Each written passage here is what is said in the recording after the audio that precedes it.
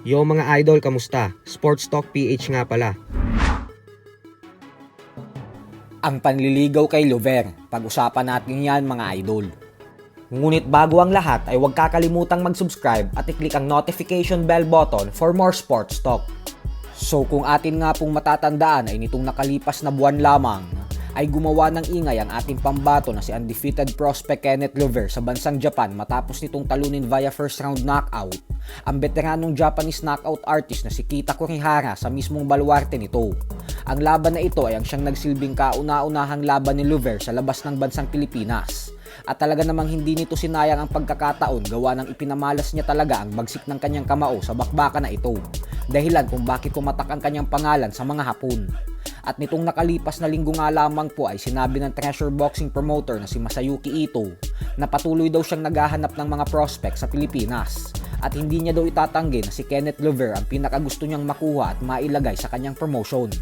At kahapon naman nga po ay binalita ng boxing analyst and journalist na si JM Siasat na bukod sa Treasure Boxing Promotions ni Masayuki Ito ay gusto din daw kunin si Lover ng Ohashi Promotions, ang Japanese promoter na siyang may hawak sa current undisputed super bantamweight world champion Japanese monster na Oya Inoue.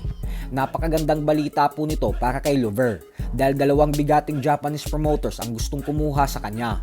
Pero syempre, mas maganda pa din kung sa Ohashi Promotion siya mapunta dahil alam naman nating lahat kung ano ang nagawa nito sa karera ni Inoue. Kumbaga ay subok na talaga ito, habang ang Treasure Boxing Promotions naman ni Masayuki Ito ay bago pa lang at nag-uumpisa pa lang sa larangan ng boxing. Ganun pa man ay ayon naman po sa handler ni Lover na si Pinoy boxing legend, former 2 Division World Champion Jerry Peñalosa, ay bukas daw ang kanyang pinto na makipagtrabaho kahit kanino para kay Lover. Basta ang makakatrabaho daw nila ay mailalatag ang malinaw na landas para sa bata niya upang makamit nito ang pangarap niya na maging isang ganap na world champion balang araw. Nakatakda namang lumipad patungong Japan si Peñalosa upang makipag-meeting sa mga interesado kay Lover.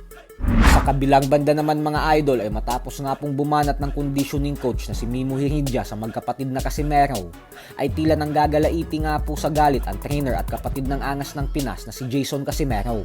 Ito po ay dahil bukod sa maiinit niyang banat sa social media patungkol kay Mimo, ay naglabas din po ng video kahapon si Jason kung saan pati ang former world champion Jerwin Angkahas at former world title challenger Jonas Sultan ay nadamay na din dahil hinawakan din naman umano ito ni Mimo Hiridya. Mimo, huwag kang mag-asta. Ikaw ang nagpapalakas sa mga boxer kasi alam kong galawan mo. Kung sinasabi mo ikaw nagpapalakas sa mga boxer, si Jonas Sultan, si Jerwin Angkahas, bakit natatalo?